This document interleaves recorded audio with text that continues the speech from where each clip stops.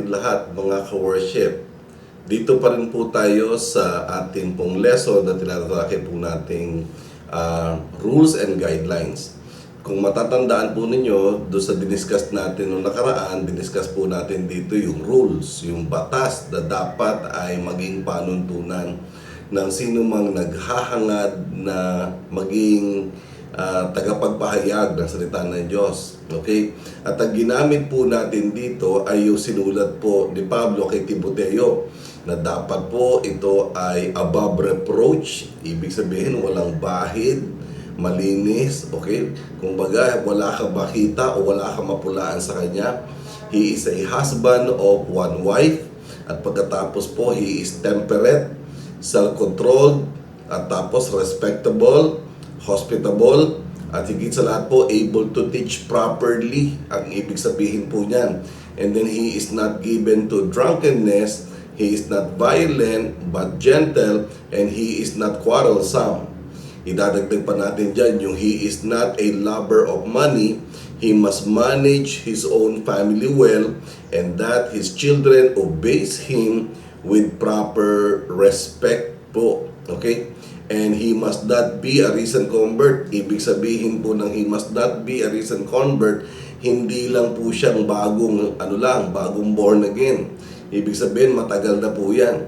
At ibig sabihin din po ito, he must have a good reputation with his neighbors, with the outsiders, with the community, so that he will not fall into disgrace or he will not fall into the devil's trap. Yan po yung mga patakaran ng mga taong maghahangad para maging tagapagpahayag ng salita ng Diyos. Okay? Marami po sa ating panahon ngayon na kung saan sila po ay parang 6 na buwan pa lang, minsan 1 taon pa lang, gusto maging preacher na kaagad. Ang hindi nila nakikita, ito pong mga sinasaad ni Pablo po, ito po ay tungkulin kasi mabigat na responsibilidad na iniatang sa sino mang magpapahayag ng salita ng Diyos. At napaka-importante po nito, mga kapatid. Ibig sabihin po nito, dapat po tayo po ay kagamit-gamit, tayo po ay talagang karapat-dapat. Well, anyway, dahil sa na-discuss na po natin yan, tandaan ninyo, ito po yung batas na dapat po tingnan mo muna ang sarili mo kung ikaw ay kwalipikado sa mga nasabi na mga panayam na to ni Pablo kay Timothy. Dahil kung hindi, ikaw ay maghihintay pa ng isang panahon para ikaw ay maging qualified sa pagpapahayag ng salita ng Diyos. Yan po ang patakaran. Okay? At pagkatapos po ay dadaan na tayo sa guidelines. Okay? Alamin naman natin kung ano yung guidelines na tinutukoy po dito, mga kapatid. Sa guidelines po, napakasimple lang. Ang salitang guidelines po, sabihin natin 2 word. Merong guide at merong line. Ibig sabihin, ikaw i-guide para lagi mong dinadaanan yung tamang line. Yun ang guideline. Ngayon, para bang nagmamaneho ng sasakyan? Yes po, para nagmamaneho ng sasakyan. Dapat kabisado mo ang kalsada. Okay? Tapos, dapat ikaw ay lisensyado. Kumbaga sa isang driver, ikaw ay may karapatan dahil kabisado mo ang kalsada, kabisado mo sa sasakyan mo, at higit sa lahat, ikaw ay meron talagang karapatan na magmaneho. Sa driver yun. Ngayon, sa nagpapahayag, dapat ganyan din po. Pag sinabing kabisado mo ang kalsada, dapat kabisado mo ang Biblia, mga kapatid. Yan yung pinaka number 1 na guideline. Dapat you must know the Word of God. Kabisado mo ang Biblia. Ang pinakamahinang dapat memoryado mo, dapat mga 40 na Bible verses. Okay? Marami ako nakikita, nagpapahayag, miski 2 o 3 na Bible verse, wala silang alam. Okay? Kaya pag tumayo, naku, puro sarsuela ginagawa. Alam ba ninyo na kung gusto talaga ninyo na kayo po'y maging karapat-dapat at kagamit-gamit, dapat po, from time to time, kayo po'y nagme-memorize ng mga verses po. Kasi po, iba po ang naitutulong ng mga memory verses na lagi nyo nababanggit, na lagi nyo natatandaan, kasi habang kayo po'y tumatakbo sa isang sermon, kayo po'y nagbibigay ng homily. Okay? Ano ang mangyayari? Since kabisado mo ang verse na ito, kapag nakikita mo na magmamatch ang kasalukuyang narrative mo sa isang verse, pwede mo kagad babanggitin. Bakit? Memoryado mo eh. Memoryado mo.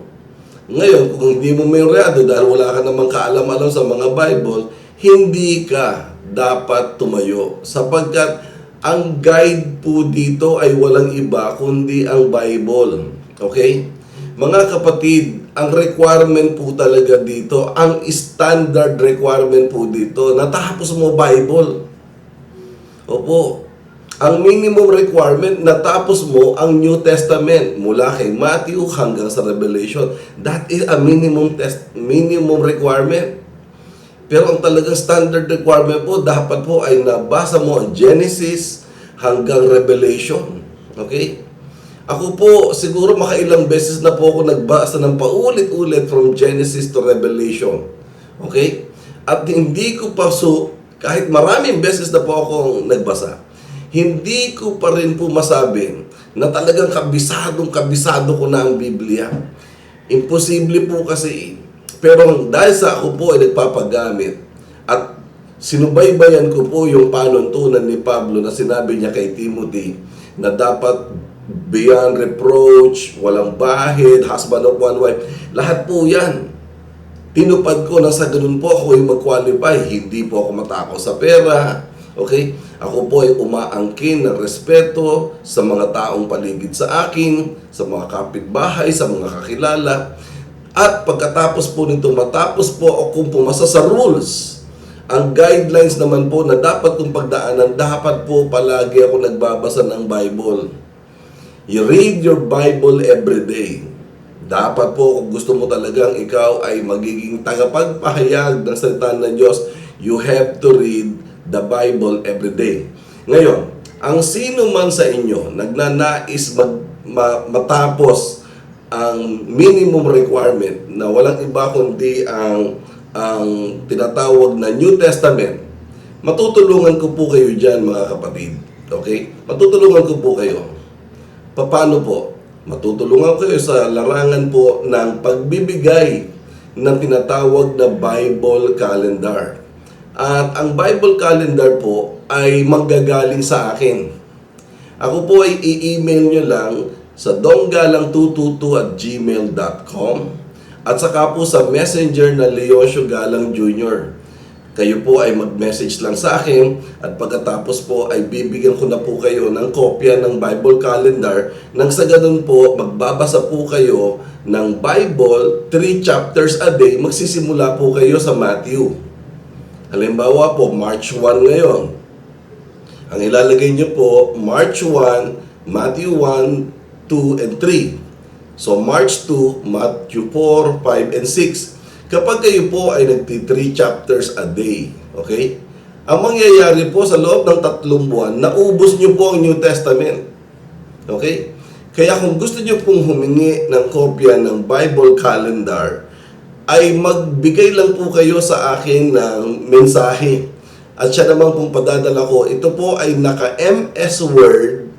At sa pagkaka-MS Word niya po, pumunta lang kayo sa computer shop.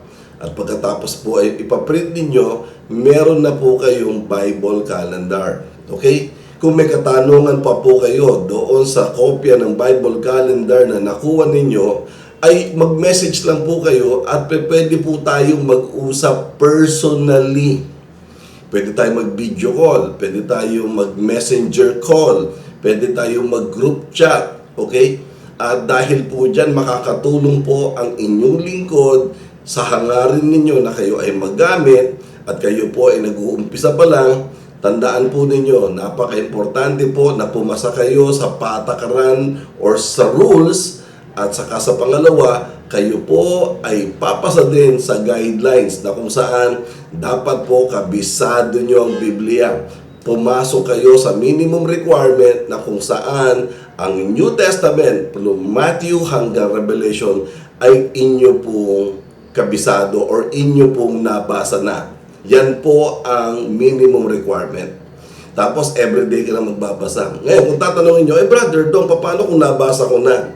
Well, bibigyan pa rin kita ng Bible calendar. This time, 3 chapters in a day from Genesis hanggang Revelation. Yun po matagal. Aabutin po yun ng 8 buwan. Okay? Ang kagandahan po dito, para bang ang sarap ng pakiramdam kapag sa loob ng 8 buwan ng iyong pagbabasa ay na-accomplish mong basahin ang lahat ng nakasulat sa Bible. Okay? At ang ginagamit po nating Bible po dito ay yung tinatawag na 66 books Bible. Okay? Na kung saan hindi natin dinagdag yung Apocrypha, na kung saan ay ginagamit po ng Catholic Church. Iba po ang Bible nila, sila po ay may karagdagan, nagpa 70 yung sa kanila. Tayo po 66 books lang. Okay? At dahil po dito mga kapatid, ito po ay guideline. Guideline, ibig sabihin, kinakailangan yung mabasa ang Bible at meron po kayong mga memory verse na nalalaman. At pag nagawa niyo po yan, dadating na po tayo sa pag-aaral, sa paggawa ng sermon. Okay? So hanggang dito lang po muna. At least alam niyo na po na dapat po ay may guideline at ang guideline mong tinutukoy ko dito, dapat po nabasa nyo ang Bible. Nabasa nyo ang Bible. At paano mababasa ang Bible? Makakatulong po ako dyan sa pamamagitan po ng pagbibigay ko sa inyo ng tinatawag na Bible Calendar. At ang Bible Calendar po ay makakamit nyo basta mag-message lang po kayo sa akin sa Messenger, Leoncio Galang Jr. at saka sa aking pong email na donggalang222@gmail.com. Okay? So pansamantala hanggang dito lang po muna tayo mga ka-worship. At ako po ay gagawa na naman sa susunod na posting at ang iti-define ko na sa inyo ay ang mismong sermon. What is a sermon? Okay? So sa pangalan po ng Usapang Born Again at ng Church, ng Jesus Heart of Worship Church, ako po si Brother Dong Galang. Pansamantala po ako magpapaalam at mag-iiwan sa inyo ng pagpapala. God bless you and see you next video. Please like, subscribe, and hit the notification bell para updated po kayo sa mga latest videos na ilalabas ko linggo-linggo. Maraming salamat po.